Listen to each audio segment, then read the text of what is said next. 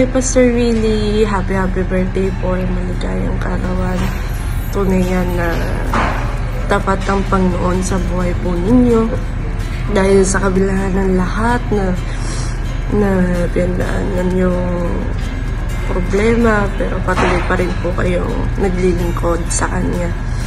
Dahil si Lord naman talagang pinaka-main goal natin dito sa buhay na to. And then, salamat po dahil naging pagpapala po kayo sa amin, sa mga kapatiran ninyo. Ito na isa kayo sa mga ginamit ng Panginoon para magmensahe upang mabago or magamit yung mga mensahe na yun para maayos yung buhay namin. Salamat po talaga doon. And then, wish ko na patuloy niya kayo bigyan ng maayos na pangatawan, tapang, tatag, at sigla. Ano ba? Diyos. And then, birthday mo po ngayon, Pastor. Pwede pa burger ka naman dyan. And then, yung picture ko po nung maliit pa po, may delete yun kasi ang tsaka ko doon.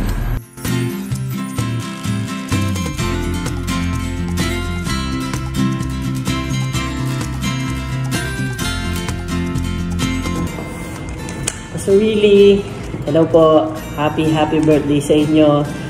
Wishing you a good health at mas umaba pa po yung buhay nyo upang mas tumagal pa po yung paglilingkod po sa Panginoon. At salamat po sa mga advice at sa mga turo niyo po sa akin, lalo na yung pagpunta ko po dito sa Dubai. Sobrang na-appreciate ko po yun at inabsorb ko po lahat yun, lalo na yung mga salita ng Panginoon na naibahagi niyo po sa akin. Ngayon nga po, sa tagal ko na dito nakapag-painting na po. So, yun lang po. Happy birthday ulit po, Pastor Willie. Sa buong CBF Church, hello po. Ingat po kayo palagi and God bless us all. Bye-bye po.